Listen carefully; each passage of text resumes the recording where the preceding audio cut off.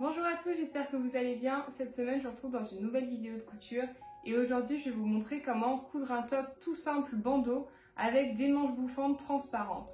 Pour ça, je vais utiliser deux tissus différents. Pour la partie du milieu, le bandeau, je vais utiliser un jersey tout simple noir et pour la partie des manches, je vais utiliser cette dentelle à pois qui est transparente pour avoir un effet transparent sur toute la manche et qui sera une manche bouffante. Si ce projet vous intéresse, n'hésitez pas à rester tout au long de la vidéo, je vous montrerai tout le processus de création de ce haut.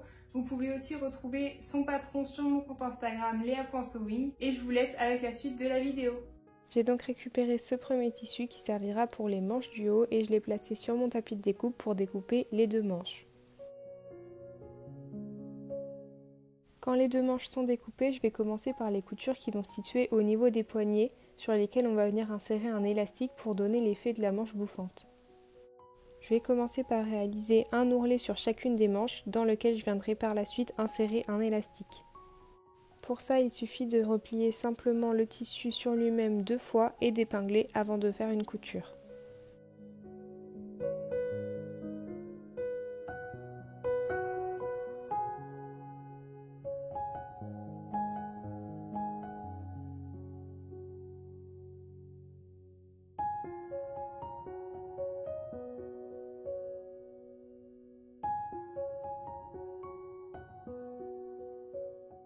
Quand c'est épinglé, vous pouvez faire une couture droite en suivant vos épingles et le plus possible vers l'intérieur de la manche pour que l'élastique puisse passer. Voilà ce que vous devriez obtenir une fois cette couture terminée. On va maintenant pouvoir récupérer l'élastique et déterminer la longueur à couper en fonction de la longueur du tour de votre poignet.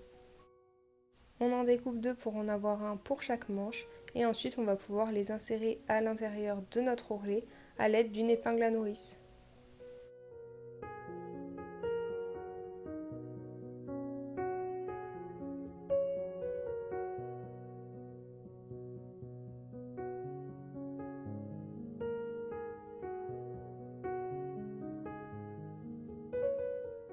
Pour sécuriser les deux extrémités de l'élastique, quand vous arrivez ici, on va faire une petite couture et pareil de l'autre côté pour que l'élastique se tienne bien de chaque côté. Quand il est entièrement posé comme ceci, on va réaliser une dernière couture tout au long de l'élastique en étirant bien celui-ci pendant la couture pour qu'il soit bien fixé à la manche.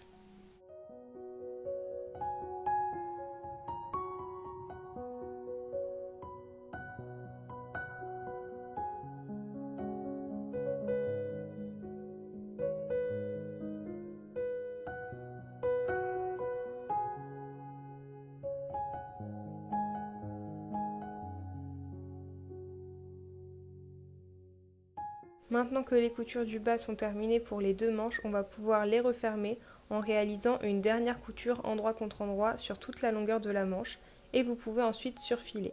Voilà, donc quand les coutures des côtés sont terminées, on a la manche qui est maintenant fermée sur toute la longueur. On a aussi donc au niveau du poignet où ça a été fermé et on a posé l'élastique. Donc là quand on la porte, voilà ce que ça donne. On a donc la manche qui est fermée sur toute la longueur. Donc on va pouvoir s'arrêter là pour les manches et on va passer à la partie principale du haut, donc le devant et le derrière.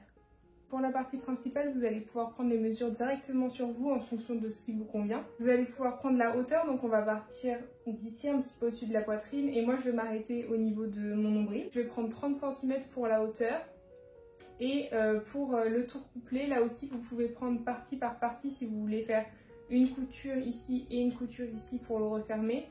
Moi je vais faire une seule couture, je vais prendre une grande bande et je vais faire une seule couture sur un des côtés. Je vais prendre le tour total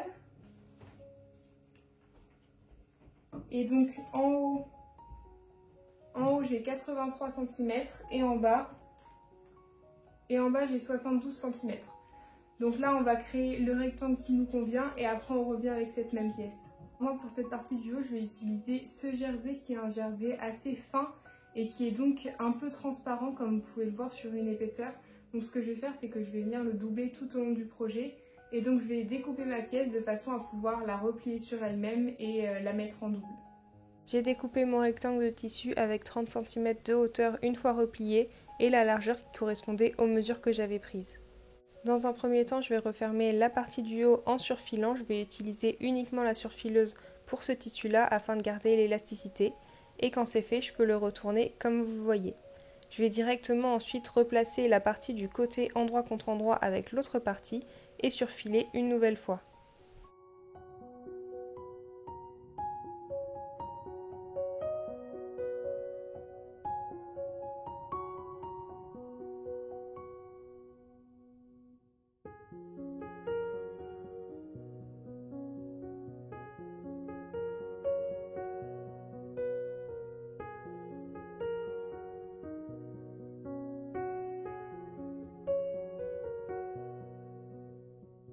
Quand c'est fait, voilà ce que ça donne. Avant de poser les manches sur cette partie, on va l'essayer directement sur nous pour voir si on peut réaliser une autre couture afin que le haut nous aille parfaitement.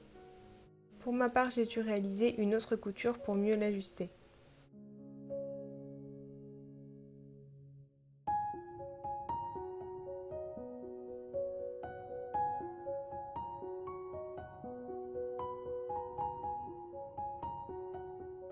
Quand la partie bandeau du haut est terminée et ajustée à votre taille, on va former maintenant deux arrondis sous chaque bras qui viendront s'ajouter aux manches qu'on va venir poser à cet endroit. Pour les mesures, vous pouvez là aussi les prendre directement sur vous. Moi j'ai pris 5 cm de hauteur sous le bras et 7 cm de longueur qui est sur la partie du haut.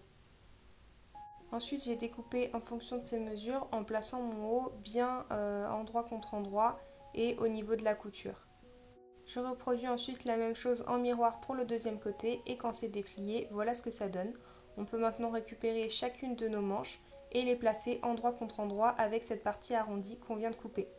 On va les placer en fonction des coutures qu'on a fait juste avant en alignant chacune des coutures au milieu.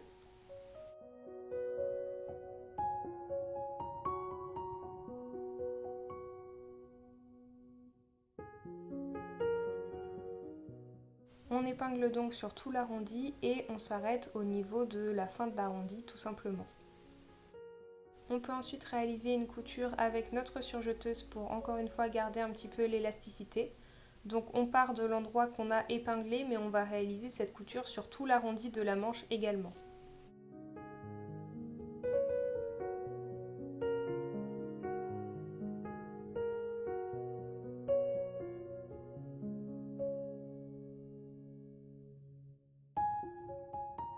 Donc une fois qu'on arrive à la fin de la partie qu'on a épinglée, on va prolonger cette couture sur la partie qui sera sur le contour de l'épaule en surfilant toute cette partie-là, donc de la dentelle à pois.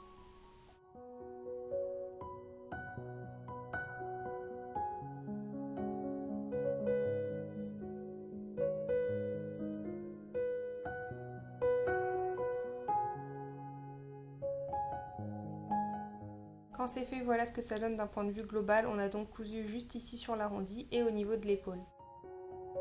Donc là, voilà où on en est.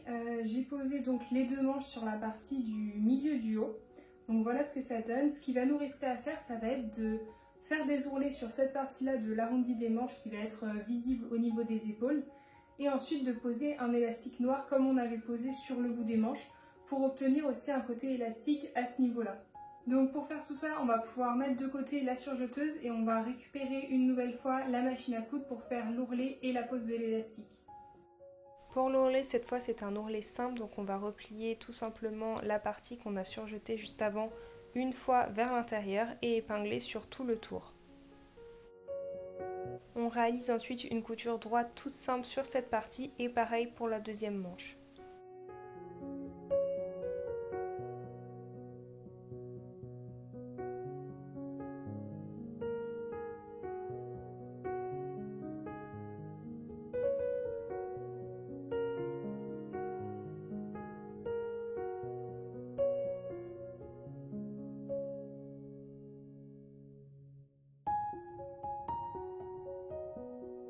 Et donc quand cette ourlet-là est terminée, il va nous rester à déterminer la longueur de l'élastique. Pour ça, on va placer directement le haut sur nous et on va pouvoir prendre une mesure du départ du haut de la manche jusqu'au dos pour savoir quelle mesure il nous faut. Et donc ce sera la mesure de notre élastique qu'on viendra étirer puis poser. Moi pour mes mesures, j'ai donc déterminé une longueur de 30 cm pour que ce soit bien élastique et que ça se maintienne bien. Je vais retirer environ 3 cm. Et donc je vais couper 2 élastiques de 27 cm qui vont se poser sur chaque manche.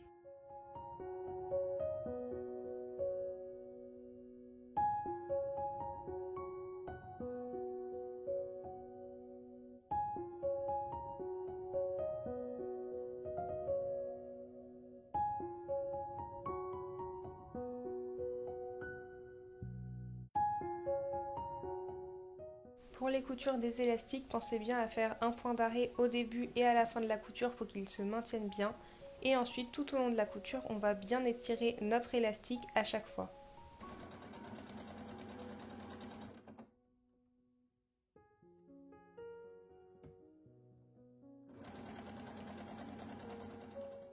Voilà le rendu de ce haut, il est très léger et agréable à porter. Vous pouvez bien sûr le réaliser avec plein de tissus différents. Cette vidéo est maintenant terminée, j'espère qu'elle vous aura plu. Si c'est le cas, n'hésitez pas à la commenter et à aimer, à vous abonner à mon compte pour suivre toutes mes autres vidéos. Et moi je vous dis à la semaine prochaine pour une nouvelle vidéo de couture.